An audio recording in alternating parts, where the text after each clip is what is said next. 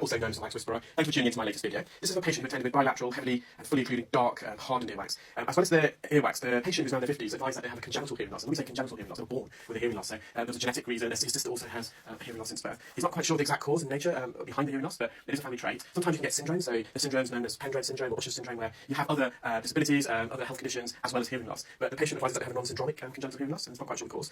Therefore, this wax impact will only serve to exacerbate the pre-existing and long-standing hearing loss. They have a very narrow ear canal, particularly at the entrance, and also quite a bendy ear. Now, we started off in the right ear, and I'm just using a bit of microsuction with a standard suction approach. Just wriggle this wax out of the ear. There's a coating of dead keratin that's enveloped and wrapped itself around this plug of wax, and that keratin is also adhered to the ear canal wall, so it acts like a double-sided sticky tape, and it doesn't release the wax.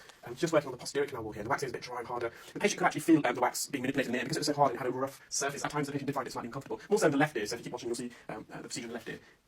But this ear was their worst ear. I always try and commence the procedure in the patient's worst ear, just in case for whatever reason, when I'm not able to time constraints, for example, or but if it becomes uncomfortable, I'd rather always deal with the patient's worst ear. The ear that they felt the need to put in the first instance, even if they can partially unblock it for the patient, at least they go out, be able to hear a bit better than when they first came in.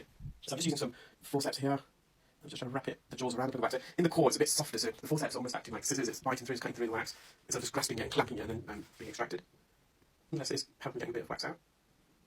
The key here is not to over grasp and clench the forceps. If you apply too much pressure, you can cut through it. So you just want some gentle force, gentle pressure. So the jaws, the teeth of the jaws are forming a grip around the plug of wax keratin, and you slowly wriggle out. And you can see here we can get another chunk of the wax out. Now the wax came out in chunks. Sometimes you hope it comes out in one big mass, but this patient did it in chunks of earwax. If the wax is really wet and soggy, then it doesn't come out in chunks at all. It's all mushy, and a lot of it can get vacuumed up the suction probe. There's quite a large skin and wax plug here. You can see the fresh layer of skin at the base of this plug, the white layer. That's freshly dead skin that's shedded from the ear canal, and that's enveloped itself. You can see that there. The patient's got a nice healthy eardrum. They've got a mild expansion of the bony part of the ear canal. You'll see that in a moment. And I suspect it could just beyond this layer of wax, you see the ear canal at the base is slightly widened. That could be anatomical defect from birth, or it could be actually just a wax plug that has been there for a while, and the patient notices. Although, as I said, they do have an underlying hearing loss. They notice a significant improvement in the hearing once they got the wax out. And sometimes when you get a wax and keratin plug like this, it's so hard, it widens and it expands, and it can apply pressure on the bone part of the ear canal and actually widen and expand the canal.